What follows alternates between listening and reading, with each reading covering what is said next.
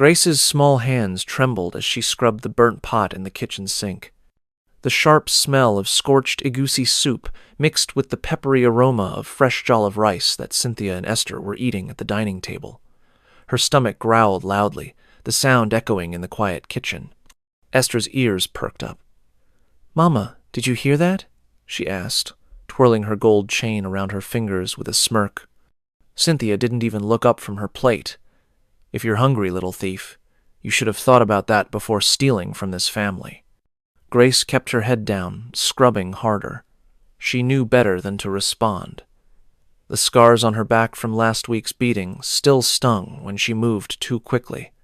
The accusation came suddenly, like a thunderclap on a dry season afternoon. Esther's dramatic scream shattered the peaceful lunch. "Mama, my gold chain, it's gone!" Grace's blood ran cold. She turned slowly to see Esther pointing an accusing finger at her. "She was the only one in my room this morning." Cynthia moved with terrifying speed. Before Grace could blink, her stepmother's strong hands had gripped her wrists hard enough to leave bruises. "Where is it?" Cynthia hissed, her breath hot against Grace's face. "I didn't take anything, Mama Cynthia." Grace's voice shook. "I haven't even been in Esther's room since you punished me last week." The slap came so fast, Grace didn't see it coming. Her head snapped to the side, her vision exploding in white stars. The metallic taste of blood filled her mouth where her tooth had cut her lip. "Liar!" Cynthia screamed. She dragged Grace by her hair through the small house, past the living room where Grace's father sat reading his newspaper without looking up, and out into the crowded compound. "Thief!" Cynthia's voice carried across the entire estate. Curtains twitched in windows as neighbors came to investigate the commotion. "This orphan I took in now steals from my own daughter." Grace's threadbare dress tore at the shoulder as Cynthia forced her to kneel on the hot concrete. The afternoon sun beat down mercilessly, the heat radiating up from the ground. "You'll stay here until the chain appears," Cynthia declared loudly for the neighbors to hear. Hours passed. The sun moved across the sky, baking Grace's skin. Sweat dripped into her eyes, mixing with her silent tears. Children returning from school pointed and laughed. Some threw small stones that stung when they hit her bare arms. Mr. Okeke from Flat 3 tossed a mango peel at her feet. "This will teach you to steal," he scolded before walking away. Grace's knees ached terribly, but she knew better than to move. Last time she tried to adjust her position during punishment, Cynthia had added another day to her sentence. As dusk fell, Esther came skipping out of the house, waving the gold chain triumphantly. "Mama, I found it in my school bag." Grace dared to look up, hopefully, but Cynthia's expression didn't soften. 3 days without food, she declared, for lying about finding it. That night, as Grace licked water from the bathroom tap to quench her thirst, she heard her father speaking softly to Cynthia in their bedroom. "Don't be too hard on her," he murmured. Cynthia's reply cut like a knife. "Or what? You'll finally act like a father?" The silence that followed was more painful than any beating. Grace's stomach growled so loudly it sounded like thunder trapped beneath her ribs. 3 days without food had left her weak and dizzy, her vision swimming whenever she stood too quickly. She clutched the empty water bottle she'd been refilling from the bathroom tap, the plastic crinkling in her trembling hands. Market day arrived with cruel irony. Grace trailed behind Cynthia through the bustling stalls, her arms straining under the weight of overflowing shopping bags. The sense of fried akara, ripe mangoes, and roasting meat made her mouth water painfully. Her knees nearly buckled when they passed a woman frying puff-puff, the golden dough balls sizzling in hot oil.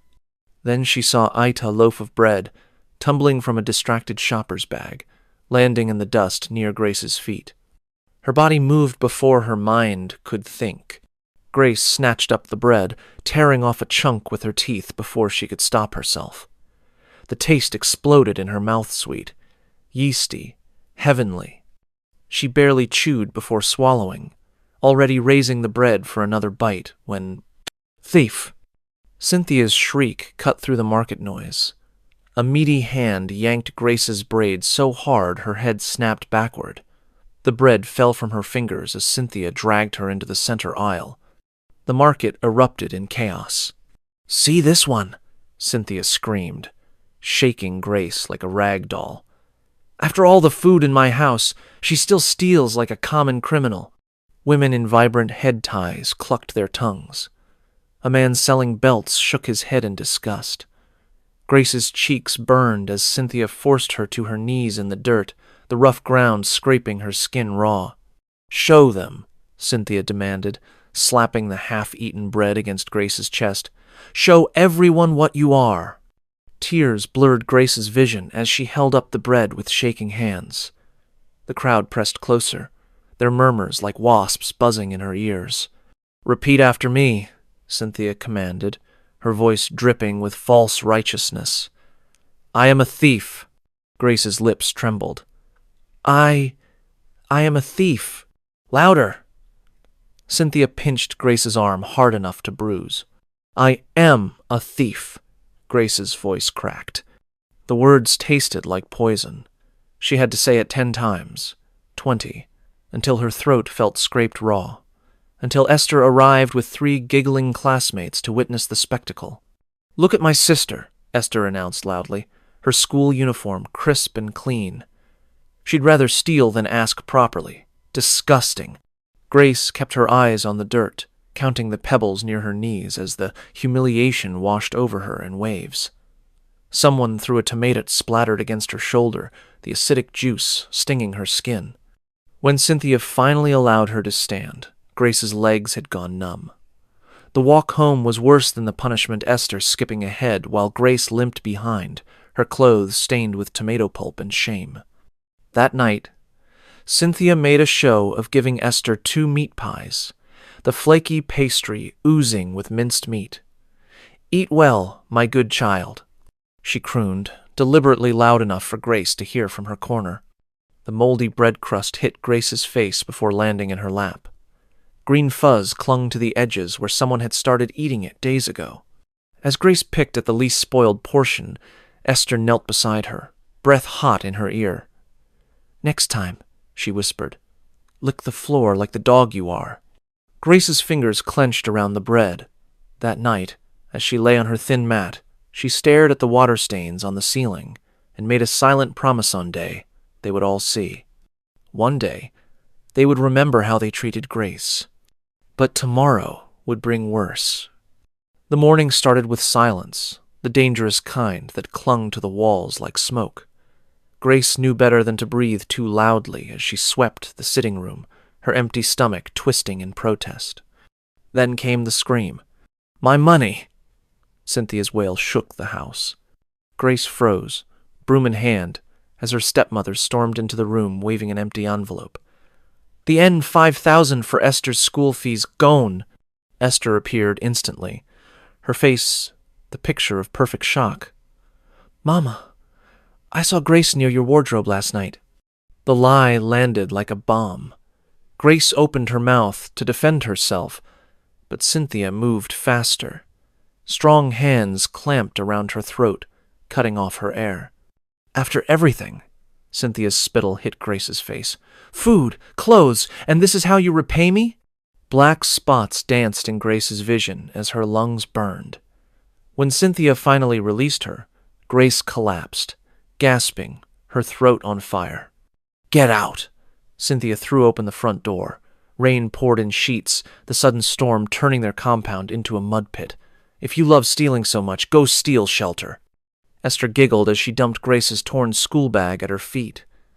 The few belongings she owned spilled into the mute-a-broken hairbrush, a single sock, the photo of her late mother with the corners worn soft. Grace looked past Cynthia to where her father sat at the dining table, his newspaper lowered just enough to meet her eyes. For 1 heartbeat, 2, she thought. The newspaper rustled as he raised it again. The door slammed. The lock clicked. Lightning flashed as Grace stumbled through the estate, the rain soaking through her dress in seconds.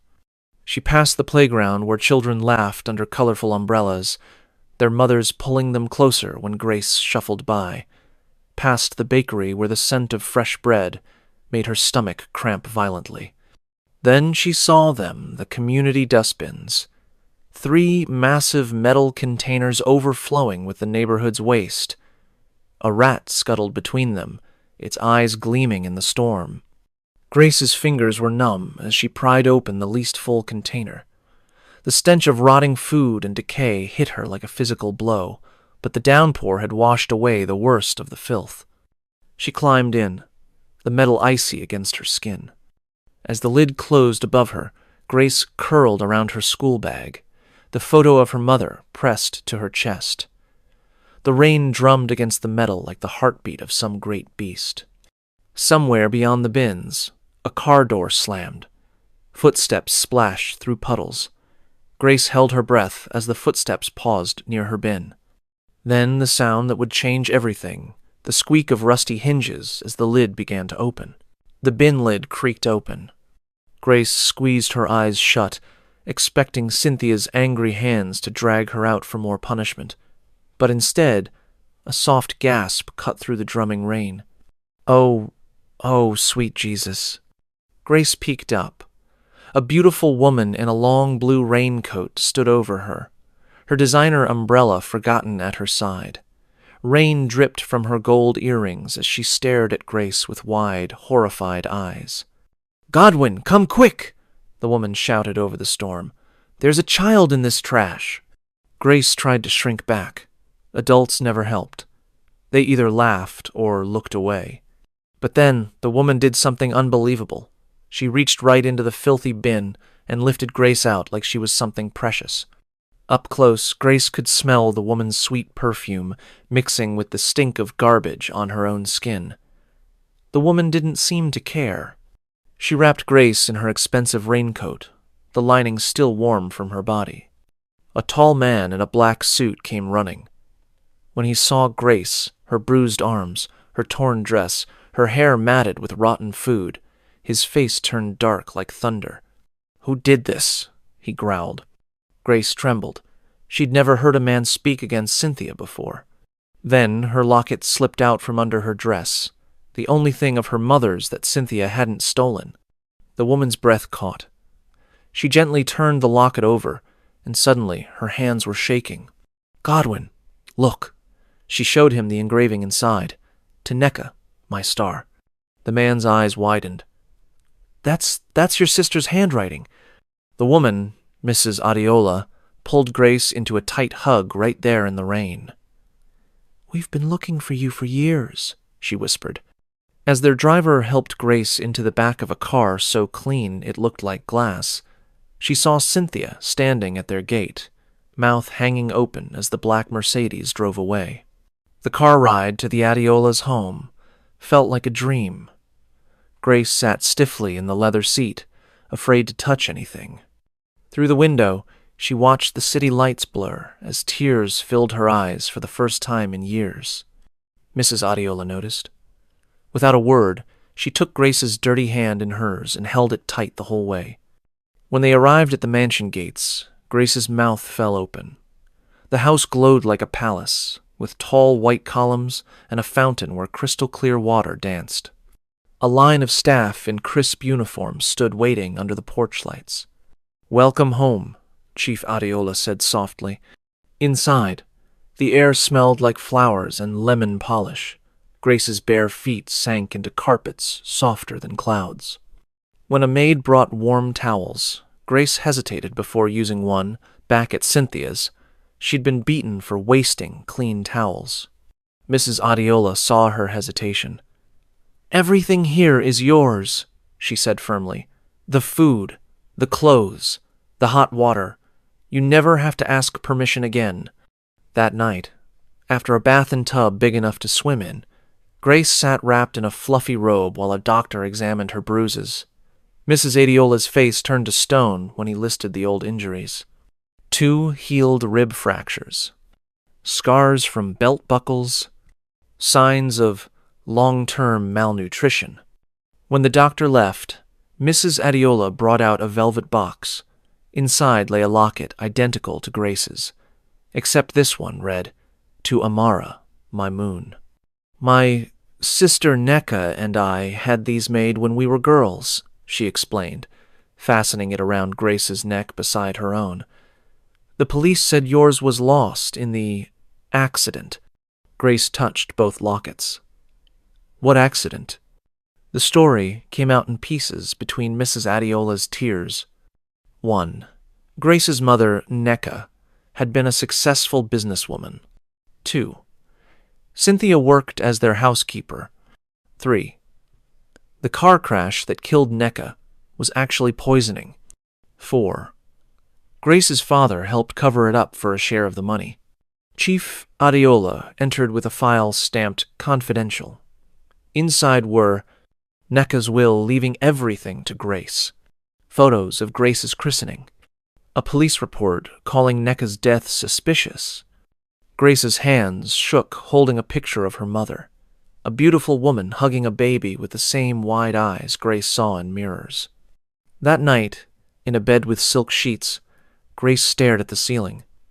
Part of her wanted to scream, part wanted to cry. In the end, she whispered to the darkness, "Mama, I remember you." News vans surrounded the courthouse like hungry lions. Grace walked up the steps between the Adiolas, wearing a white dress that shone in the morning sun. Microphones jabbed at her face. "Is it true you slept in a dustbin? Will you forgive your stepmother?" Grace kept her eyes forward, but squeezed Chief Adiola's arm tighter. Inside, the courtroom buzzed. Cynthia and Esther sat at the defense table in faded orange jumpsuits. When Cynthia saw Grace, she actually reached out, her chains clanking. "Baby, I was sick in the head. Please." A bailiff pulled her back. Grace didn't flinch. The evidence rolled out like a horror movie. 1. CCTV footage of Cynthia beating Grace with a broom. 2. Text messages between Cynthia and Grace's father, discussing getting rid of the problem. 3. Esther's deleted videos showing her forcing Grace to eat from a dog bowl. The worst moment came when Mrs. Adiola testified. "My sister Neka," she said, holding up the twin lockets, "left her daughter $800 million. Cynthia couldn't touch it until Grace turned 18, unless Grace disappeared first." Gasps filled the room. Reporters typed furiously. When Grace took the stand, the judge had to bang his gavel for silence. She only spoke 6 words. "I just want to feel safe." The sentencing made national news. Cynthia, 15 years for attempted murder, child abuse, fraud. Esther, 5 years in juvenile detention, released early for testifying against her mother. Grace's father, stripped of his stolen wealth, fired from his job. As cameras flashed, Grace walked past Cynthia one last time. The woman who'd called her trash now sat sobbing in actual prison rags. Grace didn't smile, didn't curse. She simply adjusted her pearl necklace, a gift from Mrs. Adiola, and walked into her new life. At 18, she was already CEO of her mother's rebuilt company. Cameras flashed as she addressed the crowd. "Some of you know me as the Dustbin Girl." The room went silent. "Today, I opened my 5th home for street children. The project was revolutionary. Schools with free lunches, doctors on staff, no child ever punished for being hungry." After the ceremony, Grace's assistant whispered, "A woman is asking for you. Says she's family." In a quiet hallway stood Esther, now 20, her once perfect hair dull and uneven. She clutched a job application for the orphanage kitchen. I have nowhere else," she mumbled, not meeting Grace's eyes. Grace studied the girl who'd made her lick spilled tea off the floor, who'd filmed her humiliation for laughs. Then she took the application. "Start Monday," Grace said. "But if I ever see you look sideways at one of these children." She didn't need to finish. Esther burst into tears. "Thank you." Grace was already walking away. That night, as her driver took her home, Grace saw a familiar figure digging through an actual dustbin near the hotel. Her father, now gray-haired and frail, froze when he recognized the luxury car. Their eyes met through the window. Grace kept driving. Some wounds never fully heal. But as Grace looked at the photos of her mother and her office photos she'd rescued from Cynthia's trash all those years ago, she realized something powerful. The girl in the bin had grown into a woman who turned pain into purpose. And that was the best revenge of all. Grace's journey from the dustbin to success teaches us that no matter how cruel life may seem, there is always hope. True strength is not just surviving your struggles, but using them to lift others up. If this story moved you, like this video to support our channel. Comment below with #GraceOverPain, share your thoughts. Subscribe and hit the bell for more powerful stories. Remember, your darkest moments don't define you. How you rise from them does. This is AB Stories, where every tale inspires strength. See you in the next story.